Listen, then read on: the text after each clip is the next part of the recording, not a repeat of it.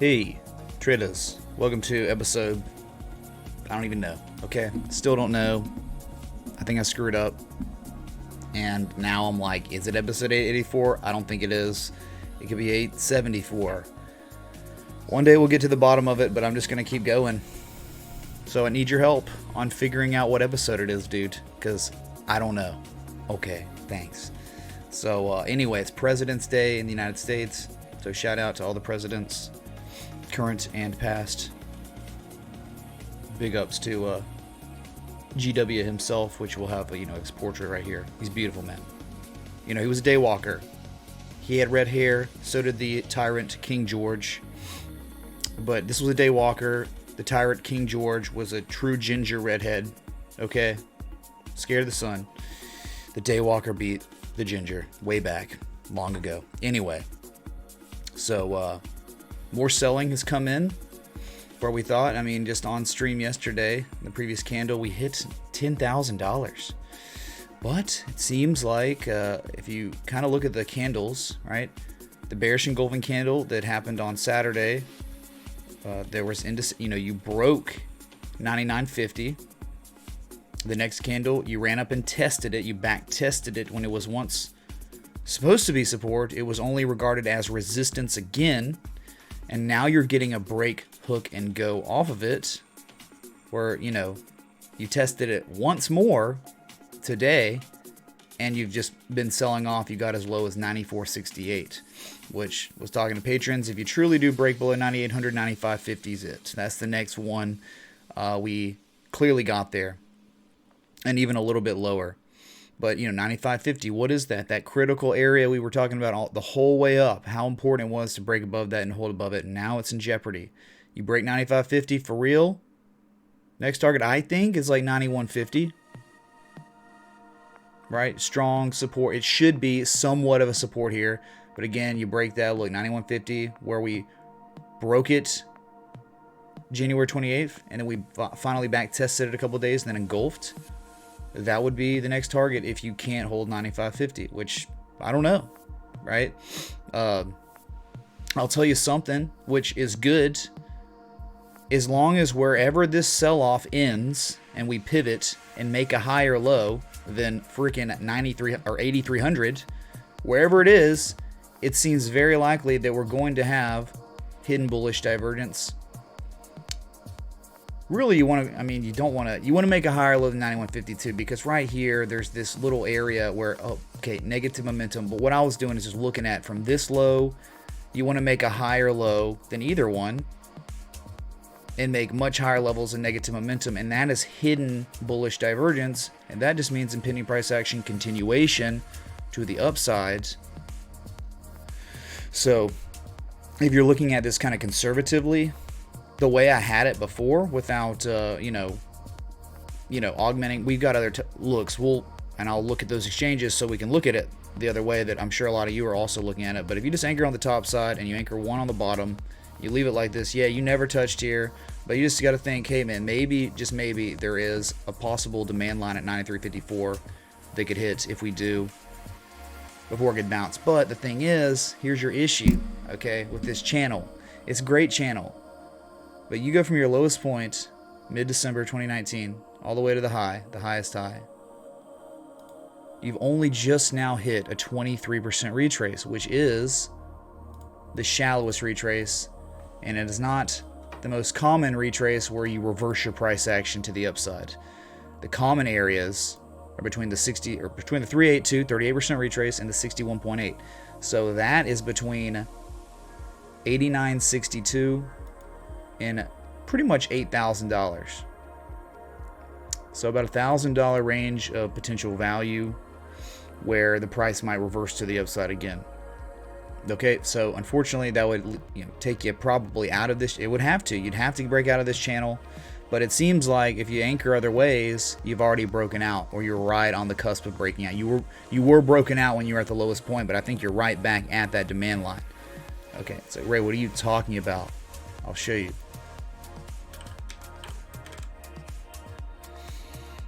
Okay, so we're still looking at linear here, so just everyone stay calm, and we will look at log scale in a moment, but this is what I'm talking about, where you just have you know, the same anchor point on the top, but on the bottom you just go from 1 and 2 here, and it makes it kind of like a wedge.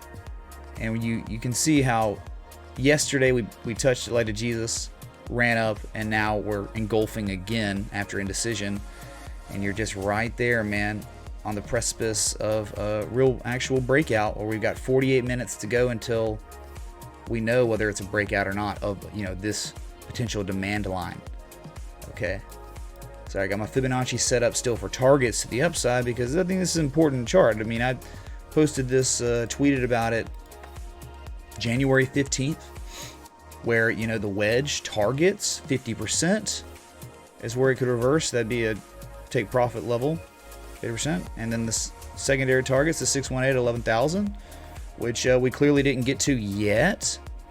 Just think about it, man. Like, what if, okay, it breaks out bearishly, it comes down and tests, you know, the moving averages, it tests other supports, it tests 9150 again. Okay, yeah, you get reversals at these areas. That's why they're take profit levels. And so it can run down to these areas, pivot, and then run again to the next targets. It happens, man. That's why you layer out versus just completely exiting. If you were getting inside this pattern, completely exiting when, you know, maybe a week or two go by and there's chop and consolidation of eventually a higher low pivot, and then you go again. So I'm not saying it's over at all for Bitcoin's run. It's just come on, man, right?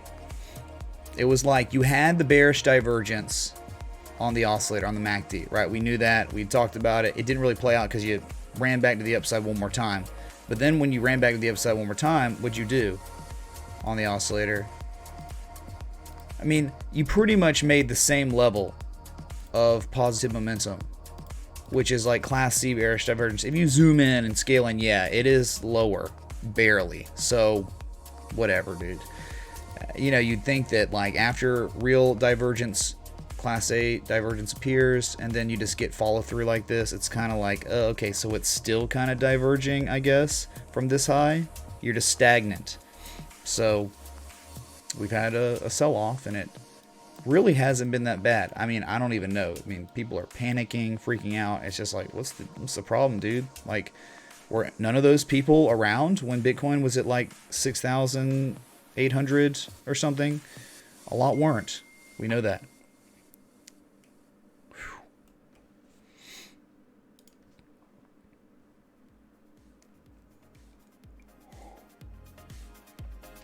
It's been a gloomy Monday over here.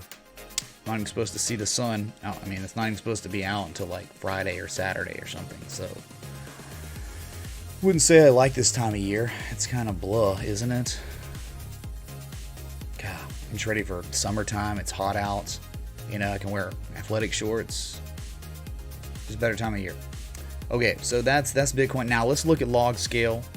Just another way of looking.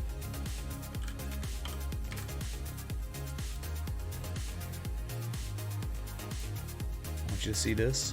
Look here, listen. All right, I've already got my fibs set up for the downside targets, which in log scale, Bitcoin hasn't even hit a 236 yet. And if you look at it like this, you have broken out. It's true. You broke out, man.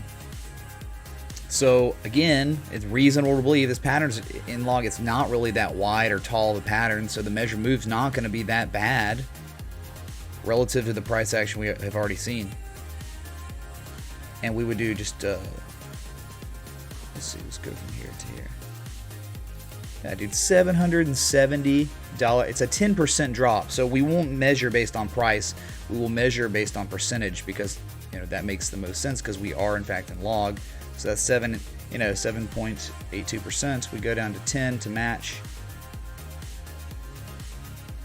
And it puts us right around pretty much where the 200-day moving average is. That's the measured move of this pattern, if it plays out. Okay, and like at those areas, you'd think that with this being probably the more discernible swing low than this one, I mean, you know, you actually pulled back some. Where here you just went kind of sideways. You could definitely maybe argue that the hidden divergence could emerge at 88.70 or so, if it's to hit that measured move. Okay. To a negative momentum at its highest point since, really, November 28th, 2019. It's been a while since we've seen this much negative momentum. Okay. See how much, let's see how much follow the price action we get on this bearish engulfing candle. Your second bearish engulfing candle in 3 days. Well, we have gotten some from the first one. Okay. We also, right, talked about this. You had this RSI like demand line. It was like a little RSI trend. You broke that. Right? And when you broke that in log scale, you broke out of the pattern. I don't know. I guess it was this engulfing candle was the breakout. So mysteries abound, you know, in log scale, the common retrace areas between, 7,800 and 8,700. Okay, $1,000 range here too. Does that help? Is that anyone here? Chat? Bueller? Oh god, I gotta fix that again.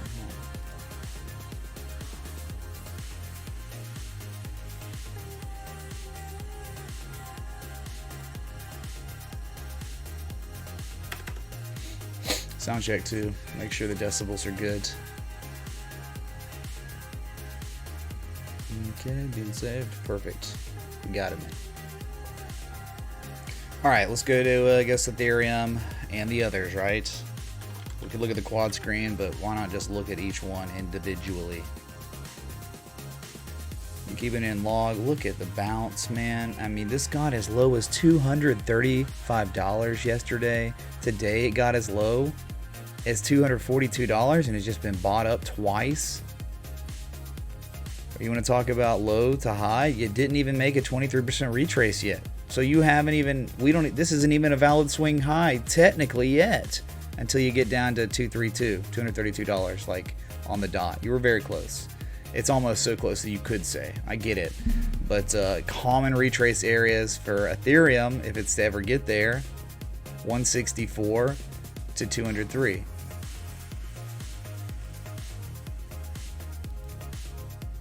I mean, you didn't, I get it, right? You tested the top of the wick. You never tested where traders settled up right here. Okay, so yeah, you kind of did back test old resistance as support now. That's pretty strong, man, compared to, Bitcoin's, I don't know, from its high. Almost $1,000, right? Like $900. Ethereum was at 290. Went to 236. Man, the volatility in this market. It's up today. It's up 2%. And just rejection wicks. Buyers came in. So maybe the run could continue. But you'd think to be more conservative that just common retraces. Call me crazy that common retraces exist and they're down here. But if they're just at one point there were too many sellers here to break it, and then you finally do break it and you back test it, the sellers then become buyers and you can't break it anymore to the downside, you'll never get to these areas. You'll never get back down to the other support resistances. And I would say that everything follows Bitcoin. This kind of did follow Bitcoin, but it is not dropped anything like Bitcoin. It's held on to the gains, a lot of the gains. Okay. Very good on Ethereum. Altcoin season looking like it right now. And then you got Litecoin that, yeah, this one's a little bit deeper of a retrace, a little bit more violent than Ethereum, where it did from its low to high hit a 23% retrace. So it made it. And it's not really bouncing at all. I mean, it's bounced, but it's not like we just saw Ethereum where it's kind of trying to engulf now or something.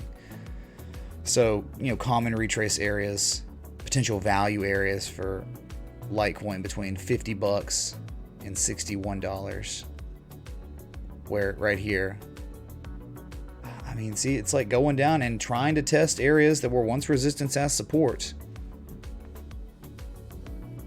Always a chance to hit those and bounce again, but it's not something where we would trade it really, because what are we looking for? We're looking for coinciding variables. We're looking for the oscillators to give us an edge. We don't, I mean, I still don't think I have an edge at all on Litecoin right now, or on the market for Litecoin. We had these edges though back in mid-December. Definitely had them. Huh, XLM looks bullish. You mean the thing, this piece of crap that's only made lower highs, lower lows, like all time? Like for the most part? Dude, XLM's a terrible one to call bullish, dude.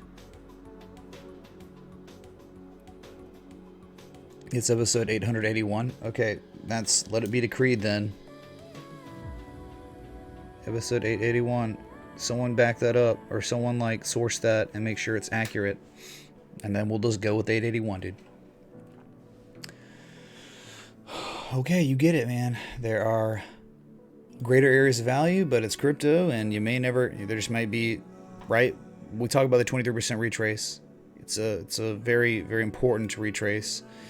It's the first of the sequence, you know, the Fibonacci sequence, man. And it really gives us validity of a swing high or low if you're looking at it like this, right? Once you hit that 236, then you know it's a valid anchor point on the bottom, or if you get close enough to it, like Ethereum. But it's also like, if there's just an overwhelming amount of demand in this market, it's not common, but it can happen sometimes where an asset will just hit the 236 and it will bounce and run again to higher highs. No better example, in my opinion, than the S&P 500. And I'm talking zoomed out like crazy.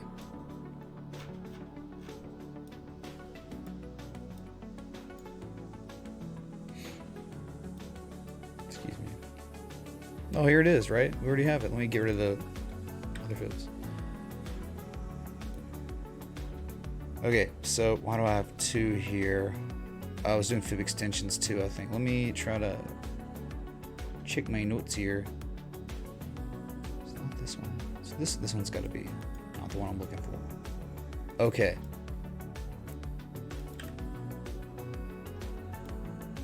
So this asset, this index, from its lowest low, the global financial crisis, all the way to its high, and this is why is it doing that? Oh, maybe it's because I'm in log. This is like broken right now. What? There it is. There it is. That's what I'm looking for. I'm like, what? Okay, so from the lowest low to the highest high, before the pullback, right, that happened in December, it was like, you know, October through December of 2018. It was scary. I mean, if you were a stock market participant, you remember it vividly. It was a crazy drop. But all it did was from that lowest low to highest high, hit a 23% retrace and violently bounced off with a V-shaped recovery and has continued on to all-time highs. That's what I'm talking about, where it is not common for that to happen. It is most common for an asset of any kind to retrace in this area, what we call the golden zone, before recovering, reversing to the upside to higher prices. Unless there's too much overwhelming demand, and then it would hit this and run again. Okay, so what if, I mean, it's always possible. It could be like that on Ethereum and Litecoin. I don't know. You're working on hidden bullish divergence. It's just not quite there yet. So there could be lower prices still. Okay. That's it. Does anyone understand what I'm talking about? Great. XRP. It was great.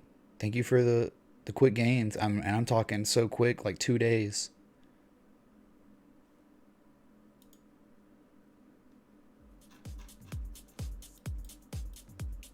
Yeah, 2 days and then gone. Like it vanished.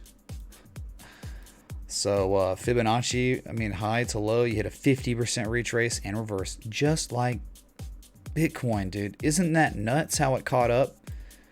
Just like, you know, on its recovery, like the high to low, Bitcoin hit 10,150. That was its 50% retrace, and XRP finally hit its 50%, which was 34.2 cents, and then reversed. But that's okay, man. I mean, yeah, reversals happen as long as you just make a higher low than any kind of swing low before it. This isn't very discernible. I can see it. As long as you make a higher low, eventually when you pivot and start running again, as long as it's higher than 22 cents, you're good. You're golden, man. You're fine for the uptrend to maybe continue. But yeah, you did break back into this pattern, didn't you? A little bit. Just a couple large wicks like Ethereum and Litecoin are doing. So I don't know, man. If you're back in pattern, that's not good. You got to get back out of this and attempt your rally. And that's probably, I guess, going to require Bitcoin to reverse too, which we know on the 4-hour Bitcoin did today show a bullish pin bar, but that's it. It didn't have bullish divergence, and the oscillator still has just heaps of negative momentum on that 4-hour time scale. So you don't really have much help there besides the one Japanese candlestick pattern that did in fact bounce off that trend line, the wedge or whatever.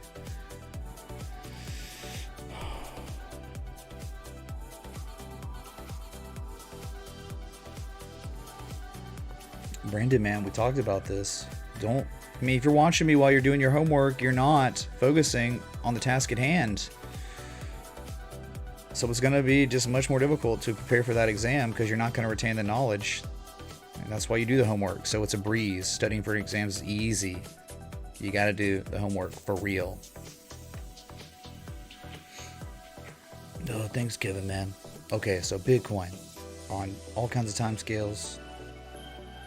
Let's go to the weekly on Bitcoin because we didn't look at that. Because, man, it was looking okay. But not as good now because of the critical areas we were at.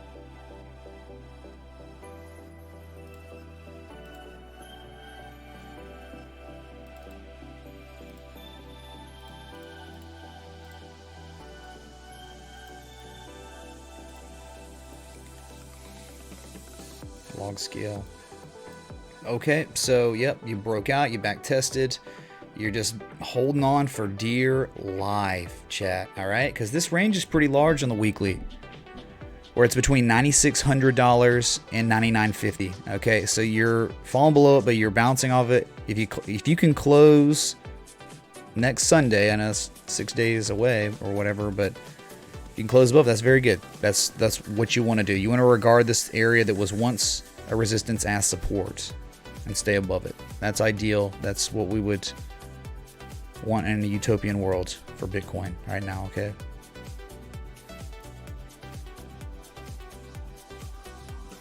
But I mean, as it stands, if you're looking at like what is the deal? What is the big deal? What are people panicking, freaking out about? Dude, it's like, what? If you just look at the weekly, it's like nothing. Now you're starting to wane on your positive momentum a little bit, which is kind of blah. And you're now back below 60. I think you'll be alright, but 60 is bullish territory. You want to stay above that.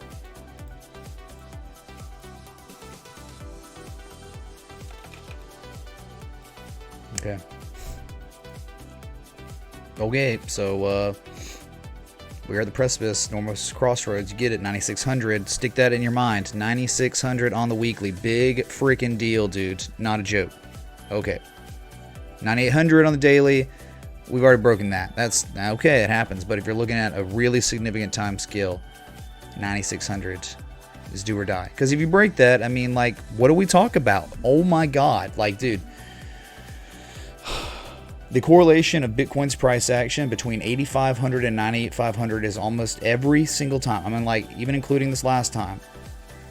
If you break 9,600 and close below it on the weekly, you're going down to 8,500 again. If you break 8,500 with a candle close on the weekly, you're going to 9,500 based on history. So one thing you don't want to happen is by Sunday, next Sunday, we are closed below 9,600. That's bad. That means there's a really high chance based on history that we would see 8,500 again. Just being real. Okay. Don't forget that.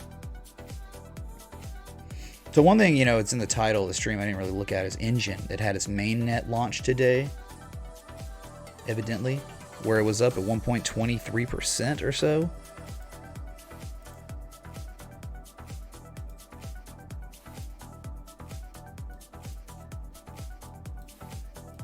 I'm like, why did an alert go off on ENJ coin? And it was like up here at like 16.3 cents. This is an ongoing trade still, position trade. I mean, posted it November 19th. You still haven't hit the second target yet, which is up at 17.5 cents. And again, like you just intraday barely made the highest high of the entire rally on a day like this. Interesting.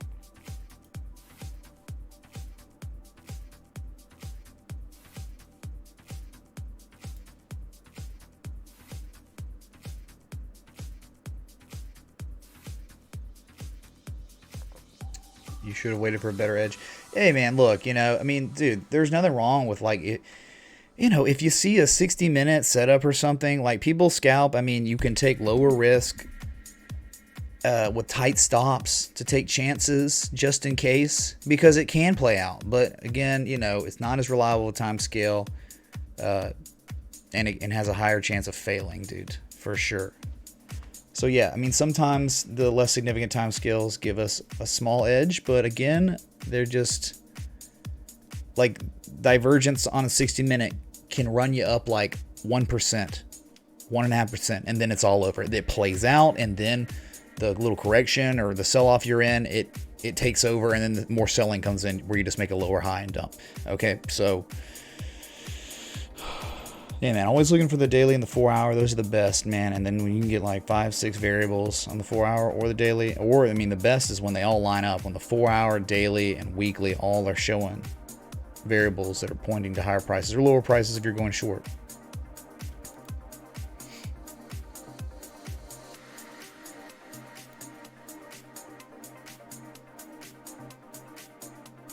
Right, yeah, but you got to factor in all the Twitch streams I did too. I mean, I didn't do too many, but they're definitely there. Sure thing, Jordan, man. Thanks for listening, looking here, listening. I think you'll get a crap load of value out of it, and it'll change the way you think about things a lot.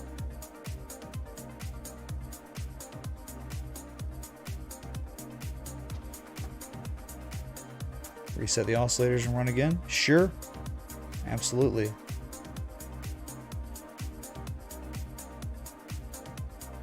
Another one that's running, believe it or not, Zcash. But you know, whatever, dude. Zcash up 7.6%. Not really sure why. But as you know, I mean, this one with the low, double bottom, whatever, it really hasn't done anything that ICX did or anything. But it did make a common retrace from the high to low, hit a 50% retrace and no higher before reversing. And when it reversed, it sold off, but is now rejecting those lower prices, somehow trying to engulf. And truly, if the pivot is real and you start climbing, I mean, I get any more data and this negative momentum begins to wane, you can say that Zcash is showing or would be showing hidden bullish divergence on the daily. So it looks a little different, but you know, we're kind of anticipating that to be the case on Bitcoin in time, but not really yet. But you can see that the low, the higher low, you're hoping this is the low. So then you can say, hey man, it might be an area where you continue on to the upside to see maybe higher highs like 86 bucks. Well, you test 75, but after that it's 86.50. Look, you can see where you reversed right there, April 2019 high. It was confluent with a 50%. Okay. Above that, you know, right around the 618, you got another over resistance.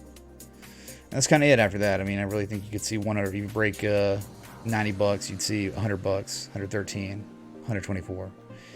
And then there's just all kinds, like 138, 145. It's almost like every $10 is a different little high on this one. So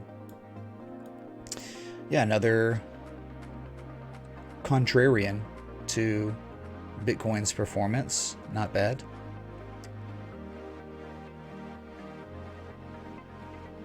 But Engine is the one that shines. Sorry, my contact's kind of bothering me, dude.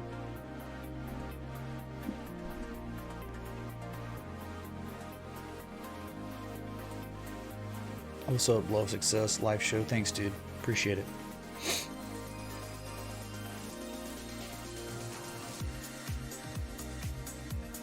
Oh yeah.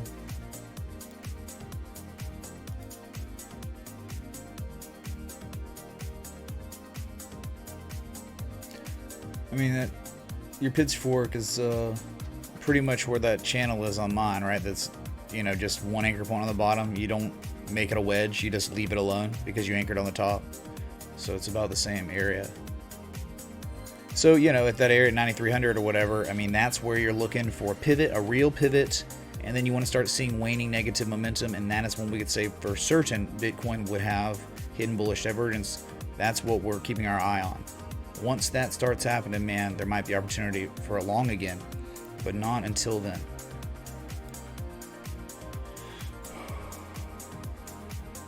So Miller. And thanks for the nearly 800 people tuned in. If you're enjoying the live stream, hit the like button, that bell, that sub. If you didn't see the 3-minute clip I did today, it was someone tipped me and they asked a really good question, and I tried to answer it to the best of my ability.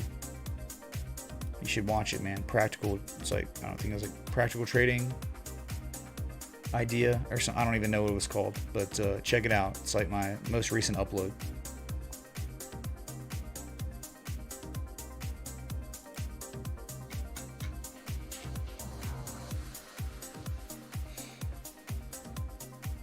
Any thoughts on Amazon? Yeah, blue sky breakout in an insane market that it won't be a good ending. It really won't. But yeah, it broke out a couple weeks ago and had really nice follow through price action. Hit a 1.4 from its high to low. Hit a 1.414 fib extension, no higher, and it looks like it filled a gap or something. It is bearishly engulfing, that's for sure. But it could be flagging. But I think, man, the weekly is where you want to be for this one. I did the daily. I mean, we traded this on the daily, the pattern, but like it goes beyond that. It goes to a point where, you know, if the macro holds up, this thing could go to the moon. That's a big if, right? You just never know when the rug's going to get pulled. But you got to admire the pattern, the 1.5 years of consolidation, the accumulation that became apparent towards the end. And the fact that on the breakout we had signature high volume. You break all-time highs, you break a sell wall on this volume, textbook. That's what you want to see. And so if you see the size of the pattern, 2778 could be a target. I mean, that's a 100% measure move. I mean, 2500 is very reasonable too. You know, that's like 60-70% of the measure move. So, you know, I would think the gold mean ratio is a lit target for position on Amazon. 2500, man. Okay.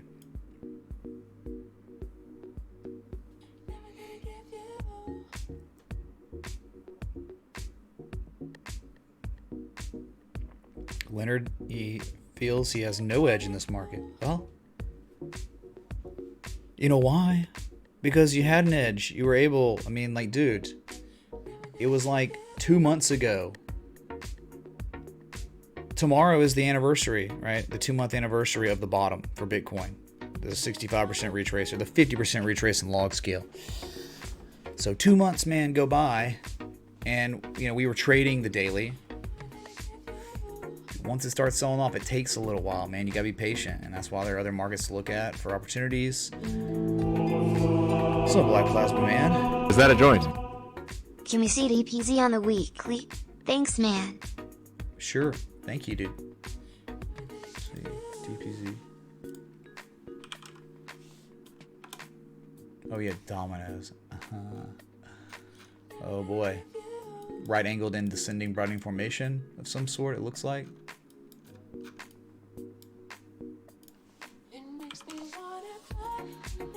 Or descending broadening wedge. Looks so close, right? Yeah, if you like go where traders settled up.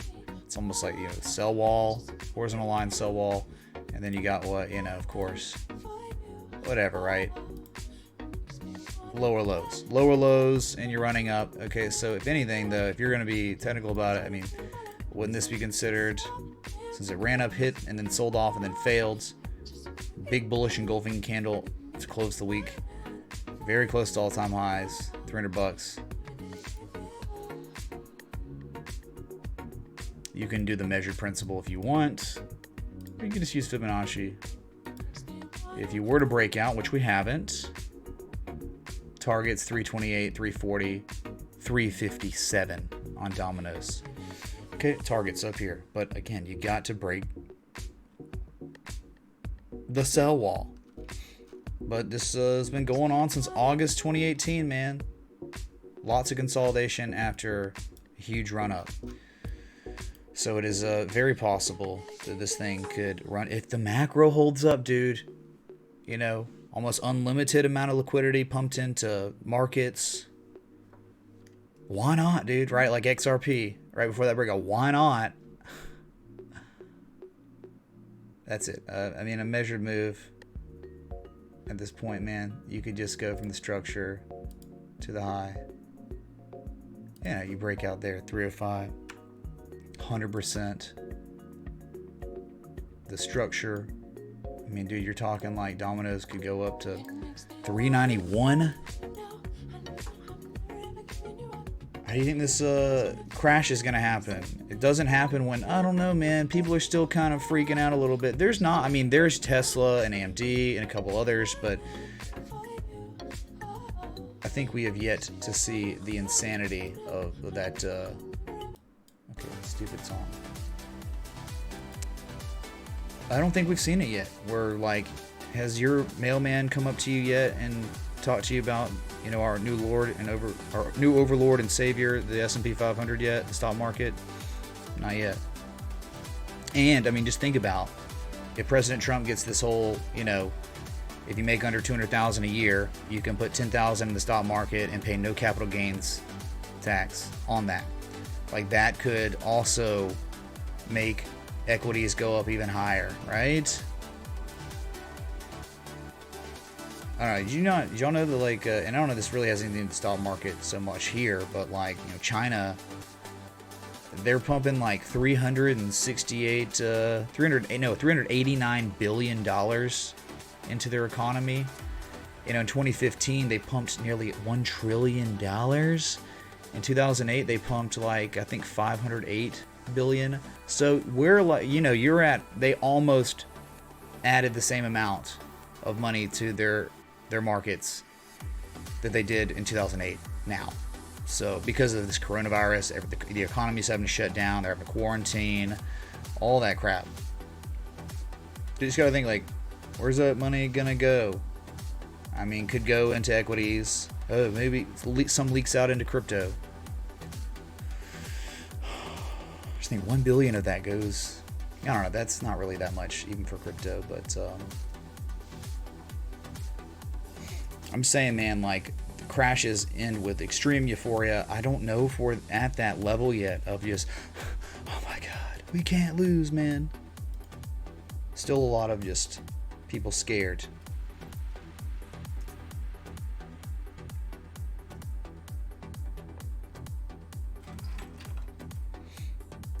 No, Luke, I watched a Real Vision on uranium, and evidently it's somehow extremely easy, like these companies over in like Ukraine or something like that, like where mining is the best, like they've found a way to manipulate the molecules to where it's like, you know, it's plentiful. So no, I don't really mess with uranium. It's a complex market. That's what I do know. Okay. 200K is too low. Yeah, I mean, it's whatever. It would just get more people in the stock market. But the problem is like, dude, I mean, you know, we're in the late stages of the market cycle. That's certain. Like, there's no probability about that. Like, it'll come to a screeching halt at some point. I don't know when. You know, next few years, probably.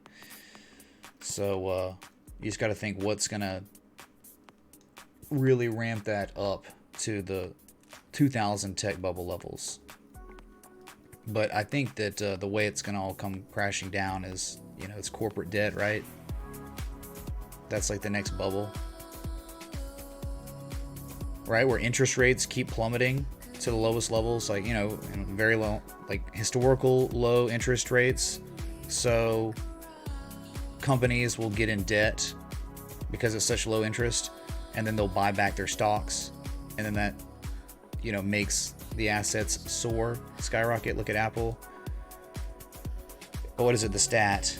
Watch that Real Vision video where you got like Microsoft, Apple, Google, and Amazon.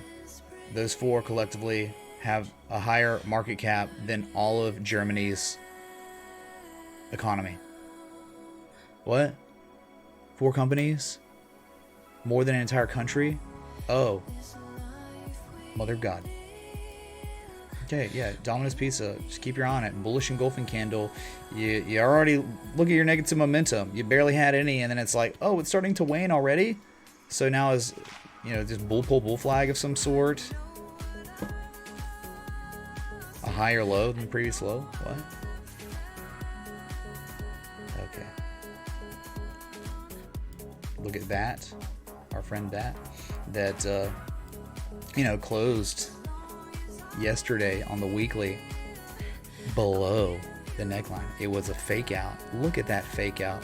Imagine FOMOing after 50% gains already, or maybe even more.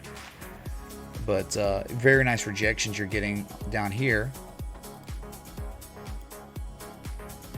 It's almost like tweezer bottom stuff. I mean, from your low to high, 50% retrace. Okay, so you're in common retrace areas. Good.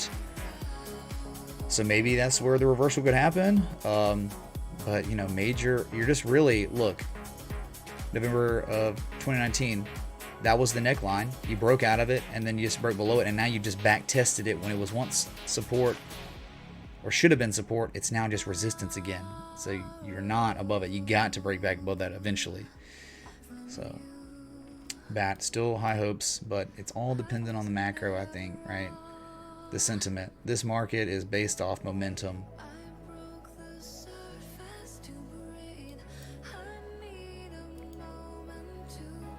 The crash will be from the increasing swell and retirees selling out of their retirement, and millennials not buying in to hold it up. Well, they wouldn't be able, they wouldn't have the money anyway, dude. The intergenerational wealth disparity is like unprecedented. Like, it's never been like this, where the, you know, boomers have like all of it, you know, and they were that magical generation where there was no one really before them. So many people died in the world wars, and it's like the largest population too. So, you know, they were like the first ones, you know, buying, you know, creating buildings in a lot of areas in the US, and just everything, right? All these goods like chairs and desks, just everything that pumped the economy up. So yeah, but again, it's like, it's not just one thing, right? It's not just the boomers pulling out for retirement. It's also interest rates being low, and then corporations getting in debt a ton because interest rates are low, and then buying back their stocks, and that's making their prices go parabola, or parabolic, excuse me, parabola.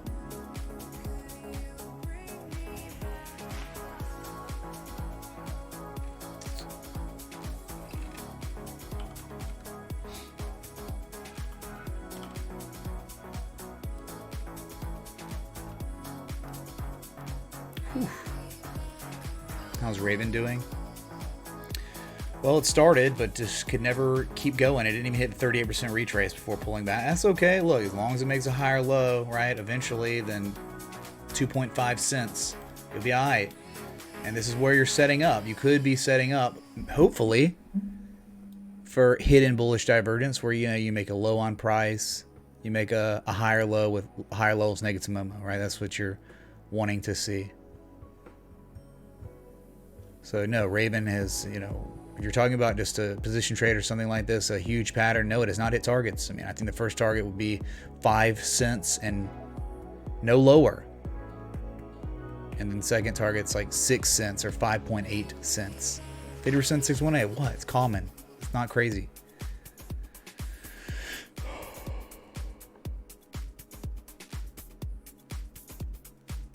Kick the can down the road? Sure, just keep it on going, man. Alright, dude, been live about an hour. Thanks for watching. Just wanted to go live on President's Day to give you an update on the markets, right, across the board. Here's the quad screen. You know, of course, Ethereum, top left. Litecoin, top right. XRP, bottom left. Bitcoin Cash bottom right, where you can see Ethereum doesn't give an F about nothing, where it's like pumping right now.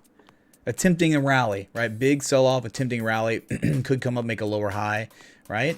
And then we can start getting harmonic stuff where, you know, really, I mean, you could back test 271 as resistance and then sell off.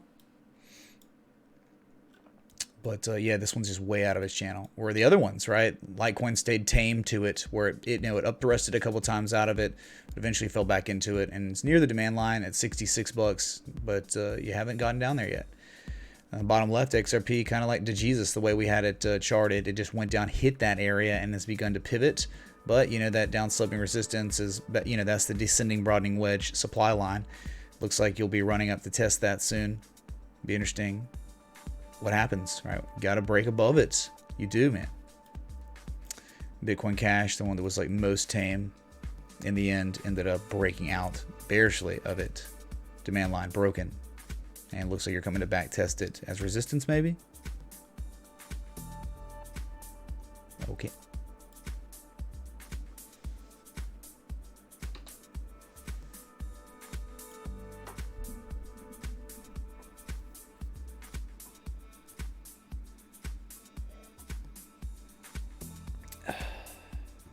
Okay, we got 7 minutes till the daily close on Bitcoin. Awesome.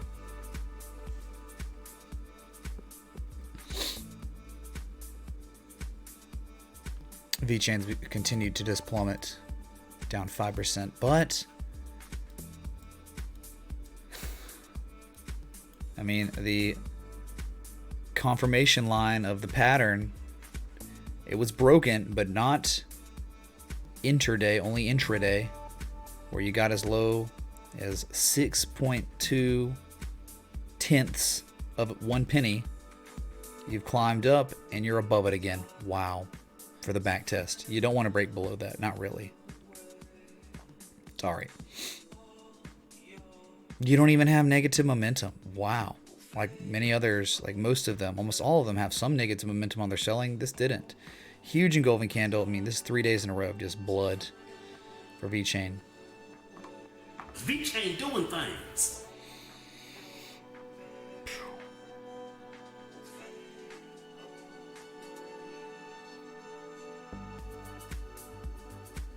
Okay, man.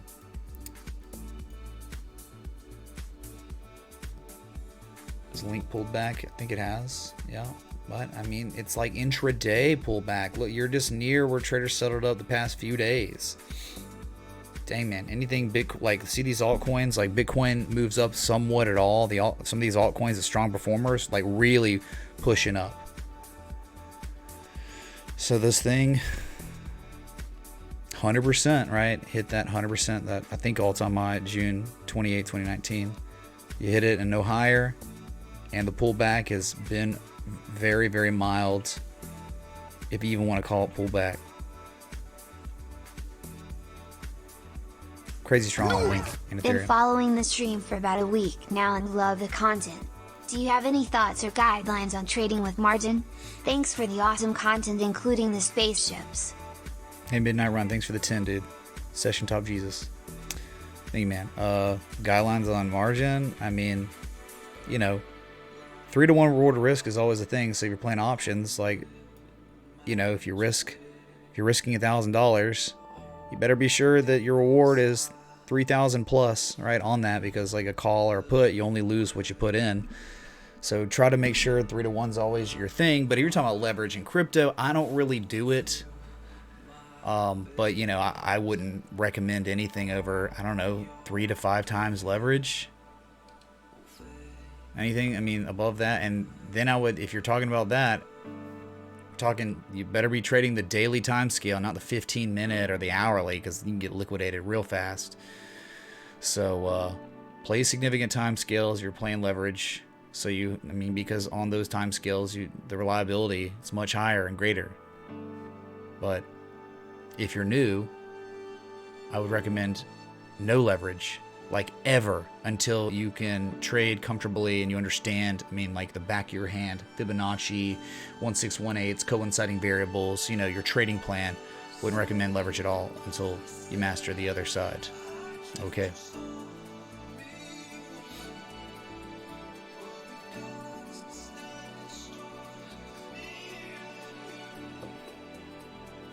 Okay, just calm down on the moaning and the emotional crybaby fest on the music sometimes. It's just like, they got emo stuff, dude.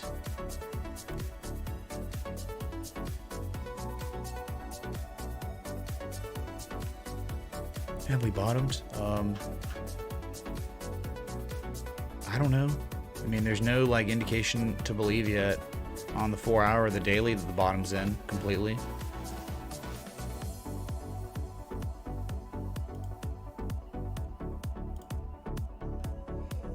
Like if you anchor like this, I think this is like Logan's same trend line. I mean, you haven't even touched the bottom of it yet.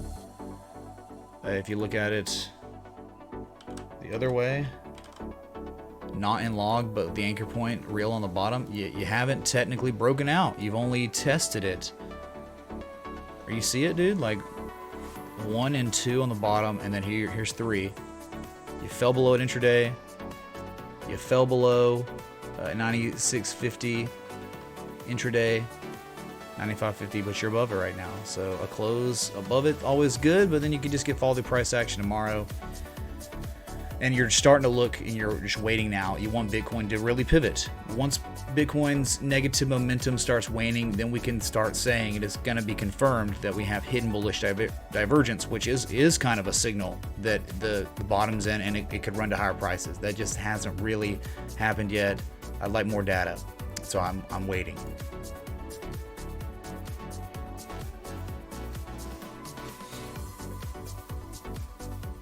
Making a lower low on the daily. I mean, do you see a low that is lower? I mean, is this low at all lower than the previous low? That's not considered a low there.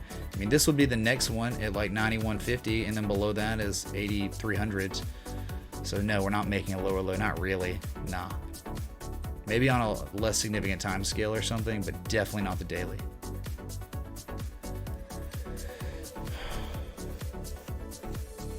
But doggy, I recommend you learn and master Fibonacci before we start talking about harmonic patterns. And if you want to learn all that, you can learn about it in the Patreon, where there's an almost unlimited amount of educational information. Join the 180 plus patrons, man. It's an awesome community, and it's just truly humbling to have those people, you know, show their support, because can't do it without you. All right.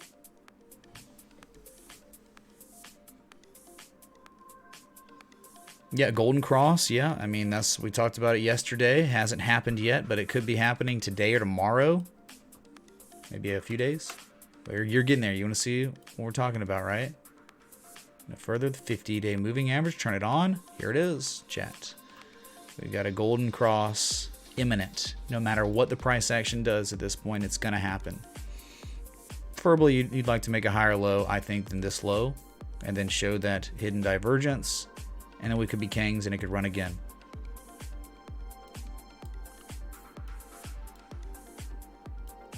Okay, Golden Cross coming. Last time the Golden Cross happened was back here, April 23rd, and you know what happened after that. Insanity. But what you really like is the Golden Cross and, of course, the Gaussian.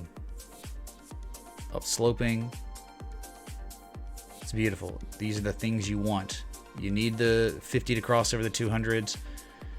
And if the price action can continue on, you'd like it to have the 20 always above the 50, always above the 200. Then you want the 20 and the 50 to start diverging away from the 200. You really want the price to start getting far away from the 200.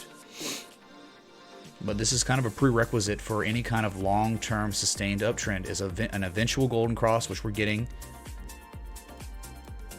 But after that, you know, trying to regard the 20 and the 50 as support and staying above those moving averages to continue on to higher prices. Remember, the Gaussian channel went green January 19th of this year. Tweeted about it.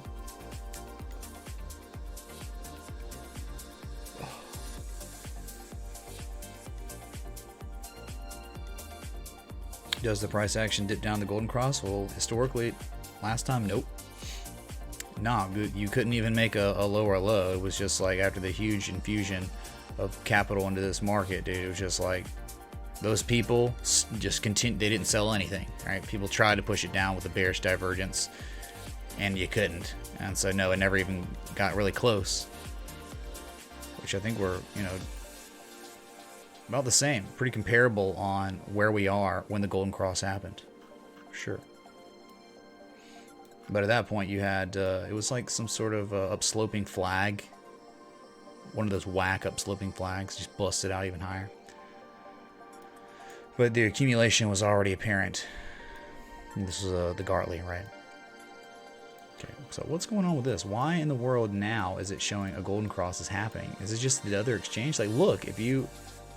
Okay, so now it's chat. Because we just had a new daily candle open, new data from the moving averages.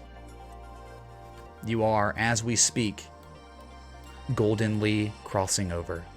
If you zoom in and scale in to the most insane microscopic levels, you can see it, dude. There it is.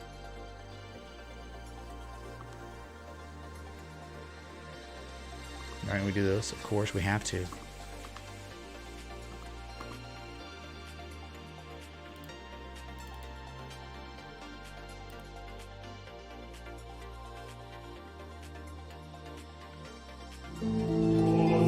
Jed, never forget this day where Bitcoin has golden crossovered for the first time in like 10 months.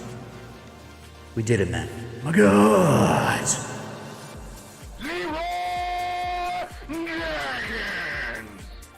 Good Jesus, man. Good Jesus, man. Bruh.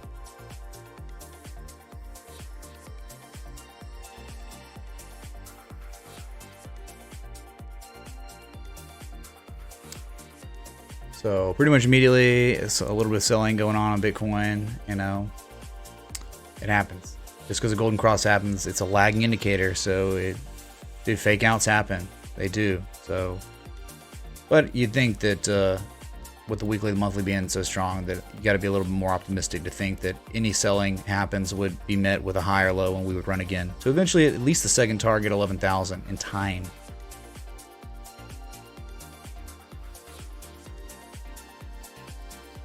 Yes, we talked about Vchain. Should I buy now, Grubman?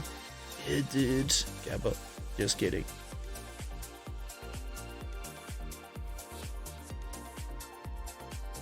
Goldenly crossing over, dude. Exactly. It's a joke. It's a meme, but hey, it triggers elitists, evidently. Bearishly, bullishly crossing over. Bullishly engulfing. Oh my god, people get mad. It's not how you're supposed to say it. It is if I want to piss you off.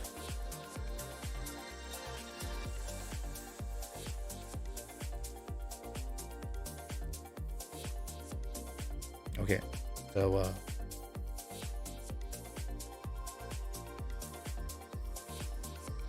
log scale. You know, the breakout that is still real on log, right? You broke out, confirmed breakout with another bearish engulfing candle yesterday, and now here we are, maybe getting some volatile price action. The measure move of the pattern, for the most part, is pretty much where the moving averages are, that 50 and 200 day EMA.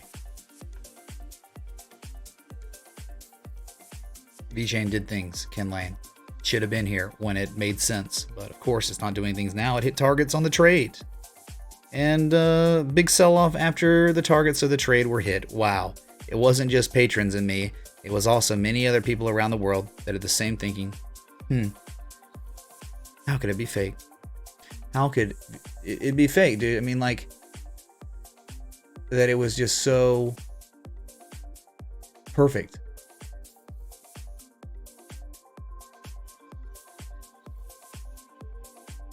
It just can't be, man. It's like... That's how it works. Vchain, February 2nd, entry now. Wow, how about that? How insane. Only hit both targets and then dumped to test the breakout area again.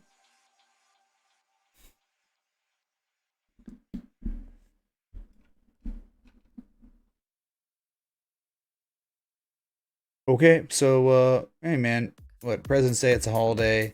Bitcoin could go lower for sure. Some altcoins kind of bucking Bitcoin a little bit. You want to eventually make a higher low. A higher low really than I would think maybe 90 or 9,000, 9,100, 9,150.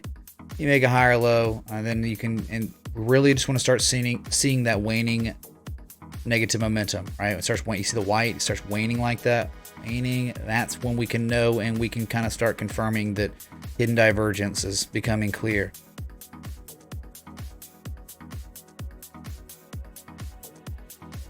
Virtual Coinist, make that abundantly clear in the Patreon. I did the education for free on stream once. It takes a minute. All right, man. I've been live like an hour. Everything's kind of dead. So I'm going to go enjoy myself, get some dinner. And I'll just be back probably tomorrow. So thanks for coming out. Really appreciate y'all. Best community out there. Hands down. Till next time. Respect the TA.